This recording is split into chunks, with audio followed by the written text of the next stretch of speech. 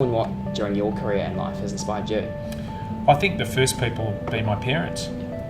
Both my parents are social workers, and I think that always instilled a sense of hard work, but also a sense of serving others.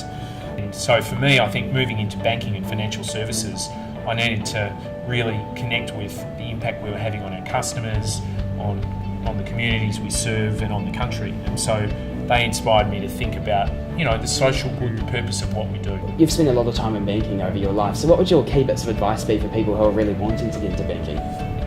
You've got to have a passion for customers and have a real interest in how things work. So for me, I've always loved spending time with customers, understanding how their business works, how they make money, how they grow, what's important to them as individuals. I think the second is to always ask questions and always think of yourself as learning. Yeah. So don't think you've finished learning. Yeah. And in my role now, in any role I've had, there's always so much to learn. So have a real hunger for learning and doing better and lifting the bar on yourself, and that'll just mean you get better and better at what you do. What about the work-life balance? Has that been quite hard to achieve, and how do you go about that?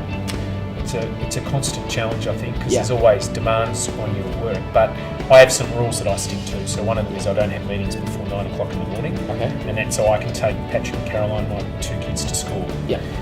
So when I'm not travelling and I'm here, like this morning, I took them to school, and that's a really important time for us. Yeah. Just talking. I don't do work during the day on weekends. My goal is to see BNZ be successful. Yeah. And that's a medium-term kind of outlook for me. Yeah, and look, one thing I've never really done in my career is really plan next steps. Yeah. Okay. I think the principle I always live by is do absolutely the best job you possibly can in the role that you're given and the opportunities you're given, and then good things will happen for you in the future.